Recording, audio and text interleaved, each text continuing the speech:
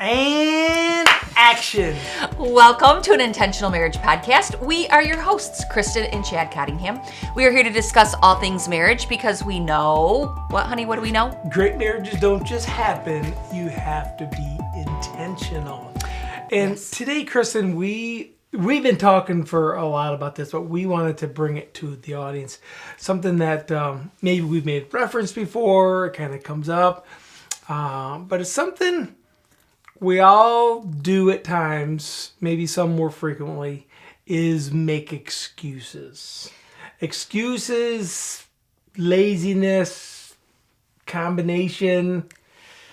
Excuses about what? Not putting the intentional effort into our marriage. Yes. Because we know that marriage takes work. Nobody is going to just end up with a happy, healthy marriage after years by not doing the work. Yes. And while we don't want to always focus on it's work, there is also fun. But it's what's that saying? It just popped into my mind.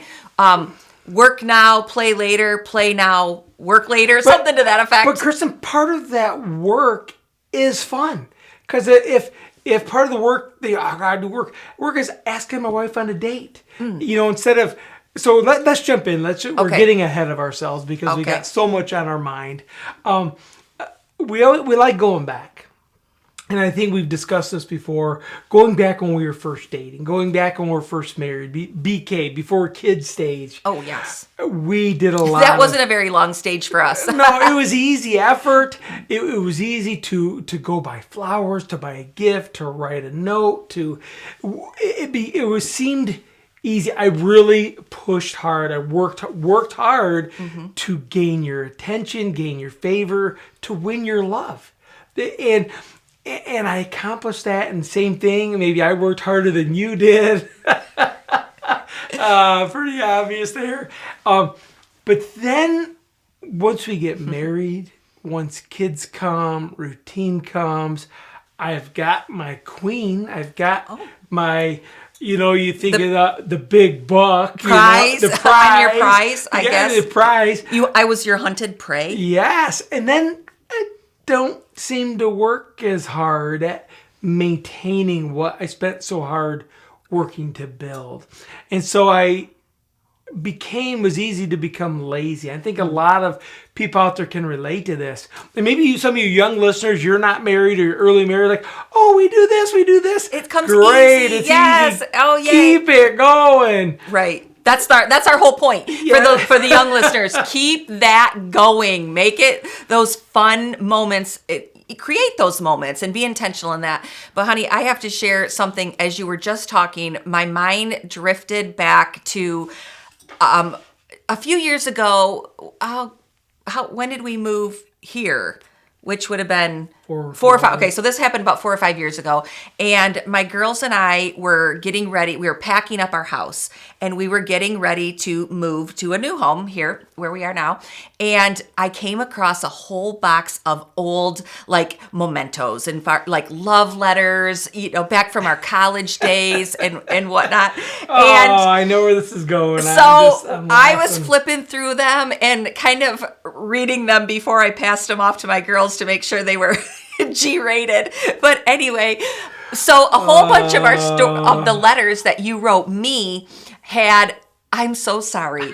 I did this or I did that. And after 4 or 5 of these letters, our girls said, man, Mom, Dad sure did a lot of apologizing back then. What in the world? And I said, yeah, I mean, look where he is now. Look what the rough draft that I had to work with. So he's come a long way. I don't know why. Well, I did do a lot of apologizing, but now I do. You did the work of apologizing and bringing us back to connection. So I guess that was the whole point and where my mind went. I think I'm still doing apologizing. It's via text now. Yes. Rather than actual letters. Yes. That was before emails, man. That really, right. If I never wrote a letter again, I'd be just fine. Well, but I guess the point or maybe why that story popped into my head was that it takes It's work. Relationships, marriage takes work, whether it's we're putting in the fun, whether we are resolving issues, through apologizing, whether it's just making that effort to connect at the end of a long day by having that conversation, putting our phones down and having that conversation like, hey, I just want to know what's going on in your inner world. I want to connect emotionally with you. Or maybe it's that, putting in that effort to have sexual connection. And, I would have to say I'm a good one at making excuses when it comes to that. Oh, I'm too tired, or, oh, I feel, so I guess there's a lot of excuses that we make, but the point is that we have to be intentional and do the work. Kristen, and I go back to those letters that made me think there. So the couple years we dated, many of you dated for a number of years, we're really trying to do the work. In those letters, I'm saying, I'm sorry, I'll be better at, I'll be less this. And so we're trying to make improvements. And then we get married. You've said I do. There's really no chance because the D word, divorce, wasn't an option. Right.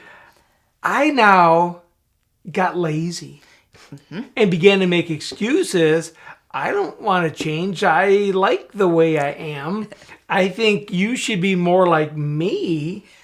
And now instead of me apologizing for maybe my inappropriate talk, whatever I did, rude, now why do you feel that way? Or you should think this. You should do that. And I would turn it around and make it more about you.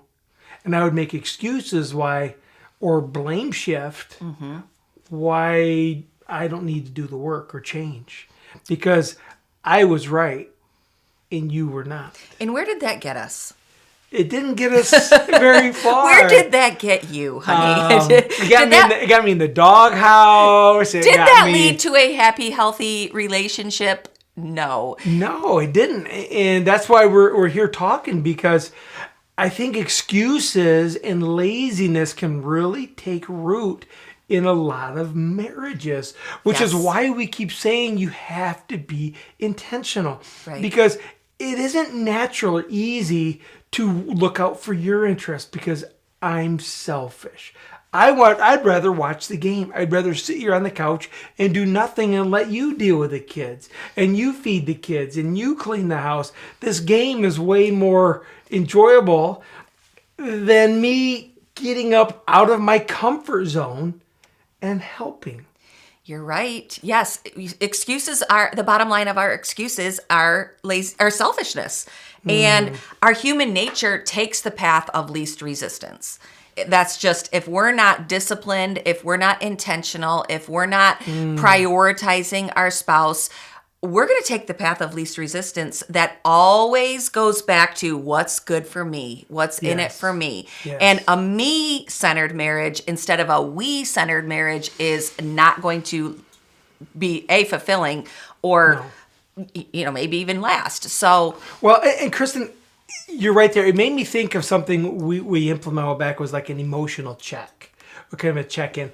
For years, I didn't really want to know maybe how you were doing emotionally. I mean, I did, but it may be a lot of work to get out of that hole, to fix that.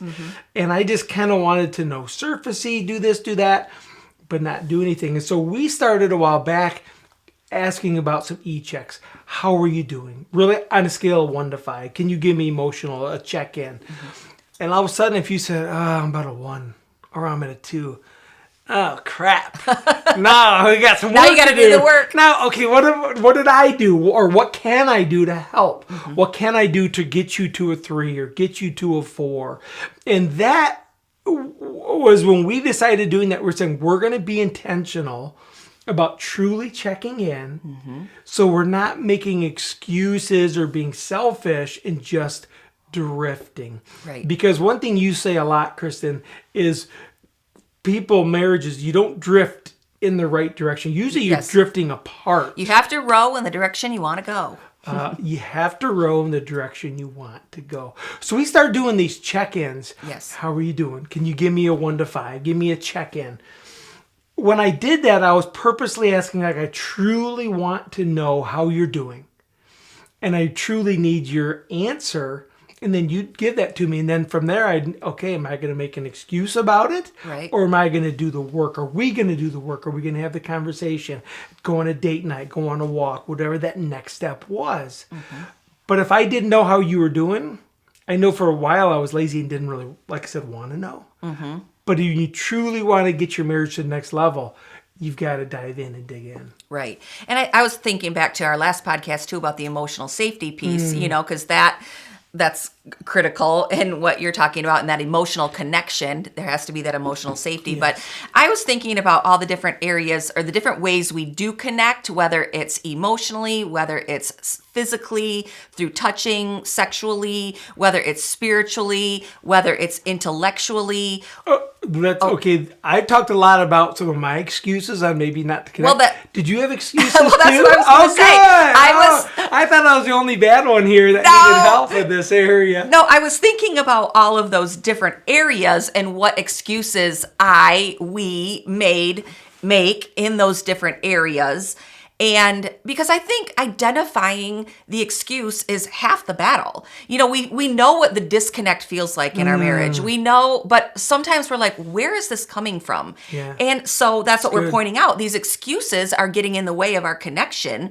So identifying the excuse, like you just said, your excuse for not connecting with me emotionally is, you really didn't want to know the answer. And so it was easier to just sit in front of the game and rather than having a meaningful conversation with me, and you just were like, your excuse was, this game is much more interesting than the conversation that I need to have with my wife. It doesn't argue back with me. Right. So I was thinking of the different excuses and I kind of alluded to them just a few minutes ago about not wanting to connect with you physically was, I'm too tired. I've had a long day with the kids. I don't want one more person touching me. I need my space.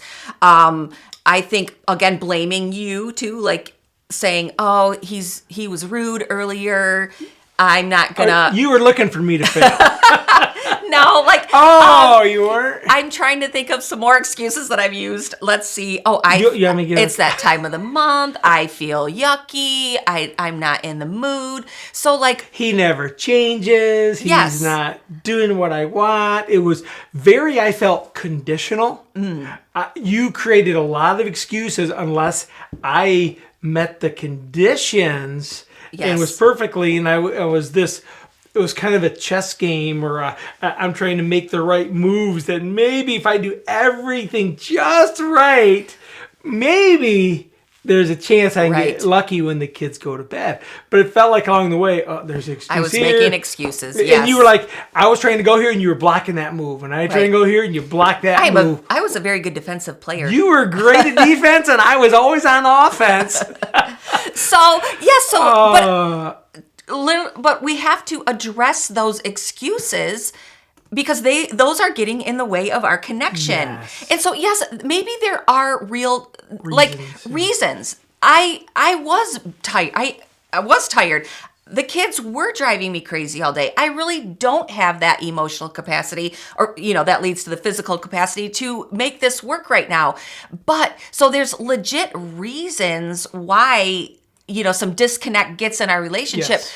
But if we're not intentional about addressing those reasons, that's when they slip into the lane of excuses. Yes. And once they become excuses, it just kind of feels like, you're on autopilot and you're just cruising in the wrong direction. Right. So what I hear you saying is there are valid reasons. Yes. You want to talk to me about something important with your mom or something in life. Yeah. And I've had a long day at work. I don't have enough capacity to talk about it. Hey, could we talk tomorrow? Maybe I'll come home at lunch, or we'll go out to lunch with me and we can discuss it. I'll be fresh. Yes. Yes, I don't want to put that off. I had a valid reason. Or same thing with you tonight.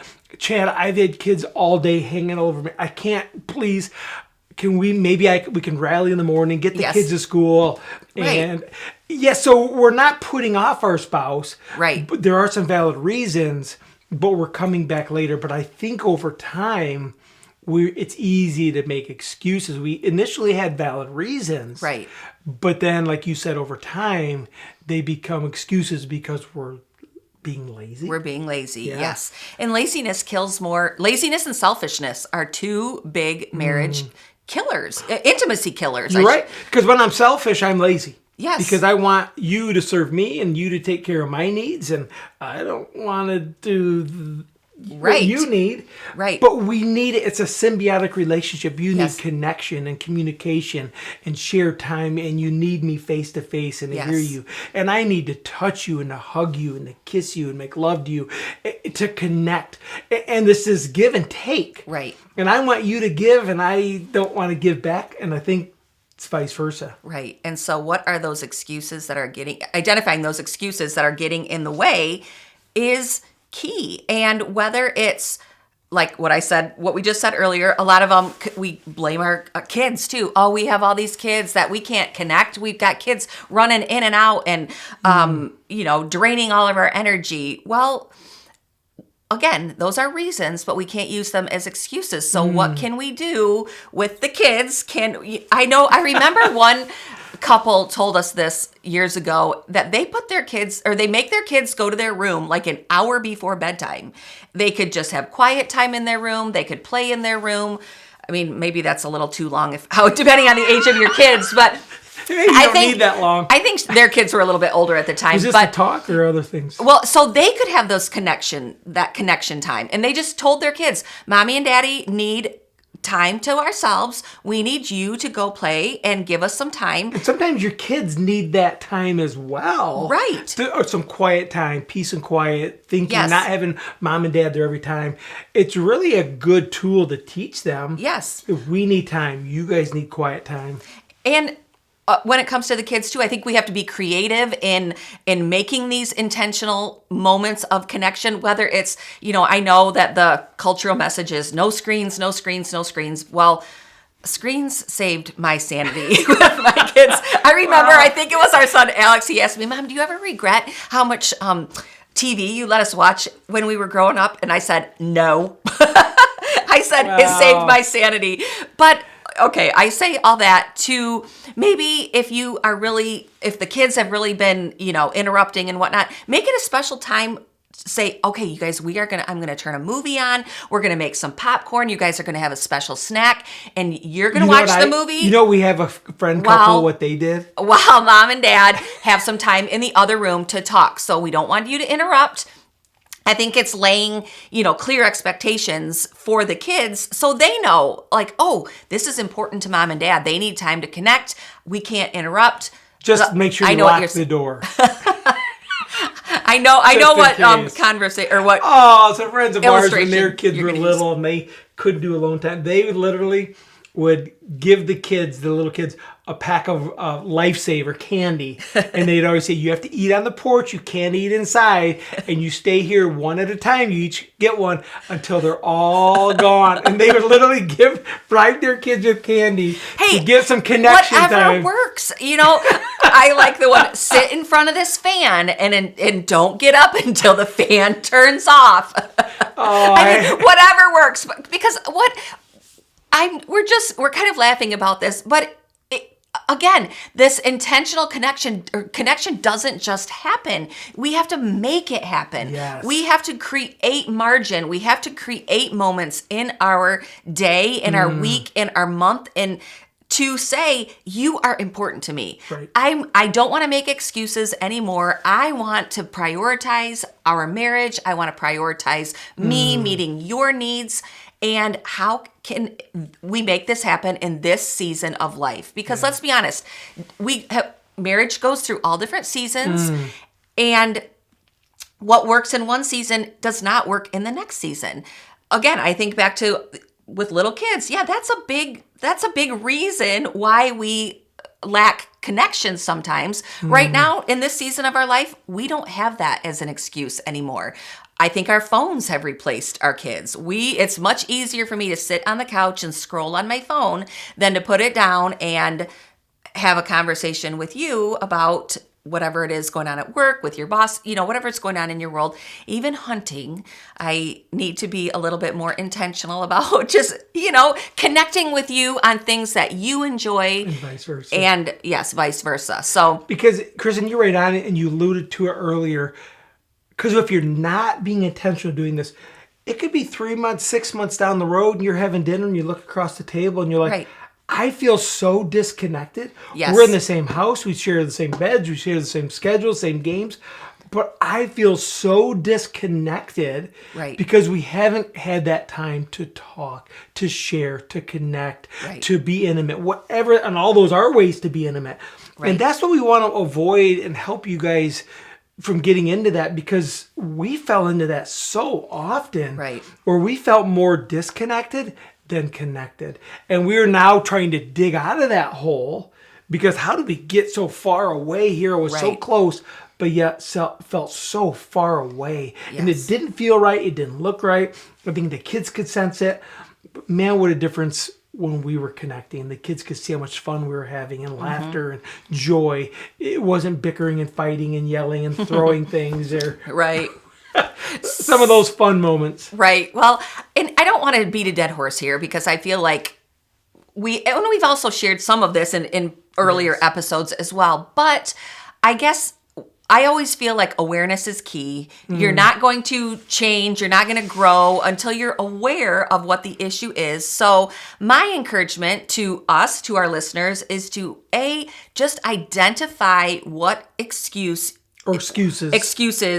you tend to make when it comes to connecting with your spouse emotionally, physically, intellectually, spiritually, all these different points of connection. What is the most common excuse that you throw out there that is creating this barrier, causing this drift, making us feel disconnected? And then once you're aware of the excuse, what is one thing you can do to overcome or replace that excuse? What's one intentional action that you can do to, create more time for connections? So good. like I said, is it right now our phones? Okay, so guess what?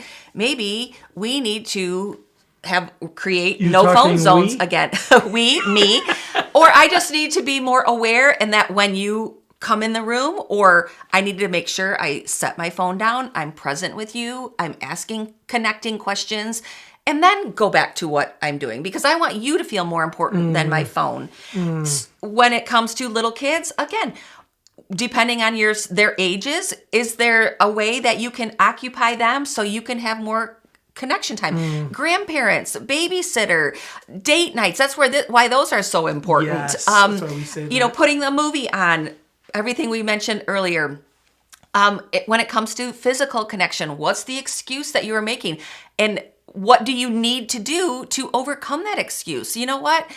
Maybe it's just a self-care day where if you're just pouring out to all, meeting everybody else's needs, and I'm speaking from the wife's experience here, maybe I need to have a night to myself to refuel so I can come back and be present and fully engaged with you, and not come pouring from an empty cup. So I think just identifying the excuse and then creating an intentional action plan to overcome the excuse it creates a world of difference. Yeah. And Kristen, I can't emphasize enough what you said was so good, identifying that excuse. But one piece of advice I would give is identify your excuse. Right. Not your spouse's. Yes. Your spouse, what excuse does Chad make? And then what do I need to do to fix that? Right. If I'm going, well, this is what you say, and this is what you always do, and this is what you could do to fix it. Yes. You don't need to be a fixer here. Right. We each know what we need to do better. We each feel it. We sense it. But do you want a marriage where you're connecting and feeling close, or do you want one disconnected and feeling distant? Right. And that's the difference in these excuses. Get rid of these excuses. They're a barrier. So we can be connected on a regular basis. And what you just said, we can't change our spouse. We can only change and control ourselves. But with that, one person can make a big difference. One small change can have big ripples throughout your relationship. And so if you're focused like what we were for so many years, I wish he would change, not realizing I have enough of my own stuff to work on. Me pointing one finger at you, I've got 4 pointing back. So once we each started kind of owning our own excuses and doing something about our own growth and work, that did create a positive environment. It created a more emotionally safe and relationship and marriage for us. So I do want to encourage our listeners that, you know what, even if you feel like your spouse is never going to change, or they won't change, or they're not putting in the work, you can still have a positive effect by taking your excuses and doing something with them. So, and sometimes you believe the excuses. Well, he'll never change. She'll Right. never. You're believing. That's an excuse. Yeah, Yes. it's an excuse. Well, I'm not going to do that because he'll never. But you're right. One person can make a difference. You can plug in and be intentional and change the trajectory of your marriage. Yes. By getting rid of those things. So, Kristen, we just want to encourage you guys out there, our listeners, to get rid of those excuses, identify them, and work on being intentional. Because we know, Kristen, great marriages don't just happen. You have to be intentional. So have a great week, you guys, and we'll see you next time. Thanks for joining us.